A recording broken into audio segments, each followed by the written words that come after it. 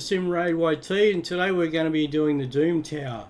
Before we go into the Doom Tower, we'll just check out the Great Hall so you can see what levels I'm at on the Great Hall, so you can see what I can achieve, what levels in the game.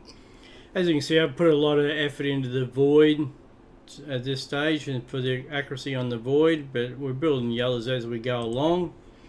The champions we'll be using will be Mother Cybele. She'll be going the lead with her because she gives additional speed of 24%. Her skills are Master of Dread. As you can see, I've got it booked out. It attacks all enemies, has a 25% chance of placing a 30% decreased speed debuff for 2 turns. Her Soul Shepherd places a Revive on Death buff and a 60% increased defense buff on allies for 2 turns. And Uncanny Transfer. This will give her, if she has more health than another champion on your team, you can do the swap over and swap their health across. Mastery, she's been built out for offense and defense, as you can see here. Next, another champion on the team will be using Solus. He'll be used as a nuker. He's the same building offense and defense movements. So yeah, he'll be there for a lot of skill, for a lot of attack in our team. His skills are Bewildering Blow. Attacks one enemy, has a 35% chance of placing a stun debuff for 1 turn. And you can see I booked him out as well. Attacks all enemies on his Reign of Terror, increases the duration of all debuffs on each target by 1 turn. Then places a Provoke debuff on all enemies for 1 turn, places a shield buff on this champion for 2 turns equals to 30% of the damage inflicted. Damage increases by 10% for each debuff on the target. Wave of Despair. Attacks 3 times at random. Each hit has a 75% chance to remove all buffs. Also places Provoke debuff for 1 turn if a buff was removed by this skill. The Provoke debuff cannot be resisted, and then his aura won't matter because he's not in the lead anyway. Another champion on the team will be Madame Ceres. For her masteries, we build her out in defense and support because she's really there for her buffs, so really for what we're going to use. She's booked out as well. Panic Spread. Attacks one enemy, has a 20% chance of placing a fear debuff for 1 turn. This chance increases to 30% if the target is under 1 debuff. This chance increases to 45% if the target is under 2 or more debuffs.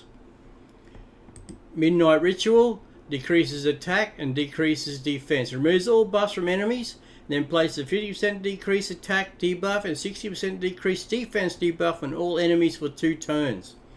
Trick or Treat.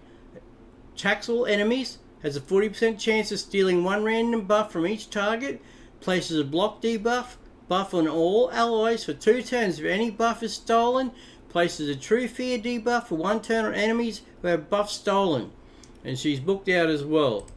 Witch's Grace places a shield buff on this champion equal to 10% of their max HP at the start of each turn.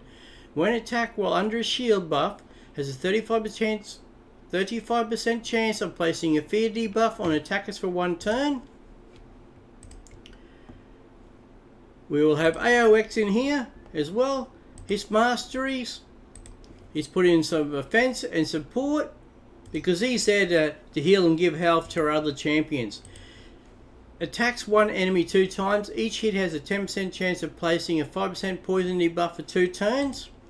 Places a 50% decreased attack debuff on all enemies for 2 turns. Also has a 75% chance of decreasing each enemy's turn meter by 20%. Places a 30% decreased critical rate debuff on the target for 2% for 2 turns if they have a 50% or more turn meter after turn meter decreases. Lure of Restoration. This is what he's really in the team for. He attacks 1 enemy, then heals all allies by 10% of their max HP.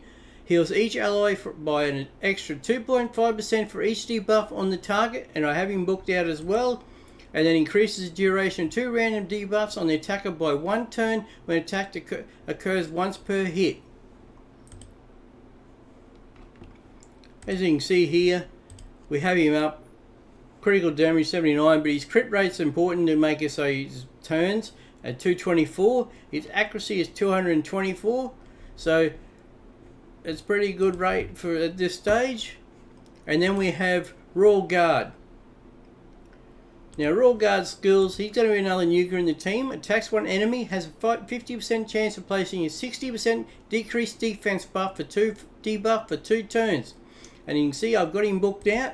His hamstring attacks 4 times at random. Each hit has a 60% chance of placing a 30% decreased speed debuff for 2 turns. Each hit also has a 60% chance of decreasing the target's turn meter by 25%. But this is his most important one, is his takedown. Attacks all enemies, damage increases according to the enemy max HP. And you can see I've got the additional books on here.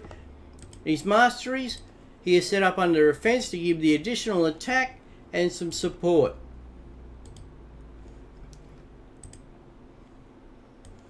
And that's how we'll be doing the start of the Doom Towers. And we'll be doing just the normal first.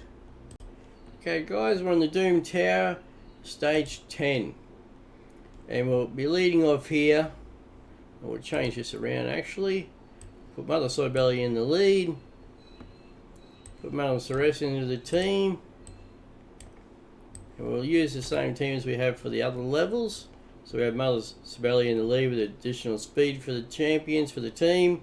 Madame Ceres with her buffs and debuffs. AOX here with some buffs as well. And he's a heal for our other champions. And then we have our 2 nukers in Royal Guard and Solus. Okay, and we'll get straight underway here. Floor 10, the Dreadhorn.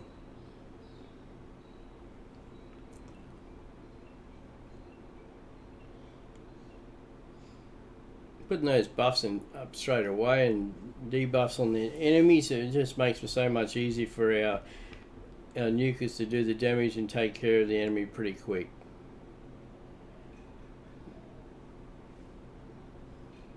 Now the idea with the boss here is to do as much damage as quickly as possible before his bombs detonate, which will then do damage to our champions. And this is why we have AOX in here as well, to help give the heal to our champions when they take that damage. And Mother Cybele with her, she can transfer the health from one champion to another if required, and as well for her to bring champions back to life if we're taking too much damage from these bombs. As you can see, they're starting to detonate here. We're taking damage on board, but we've nearly got him taken care of. And so that gives us a 1-day XP boost of 100% and 35 Dreadhorn plates. And that was floor 10 of Doom Tower. Okay, thank you.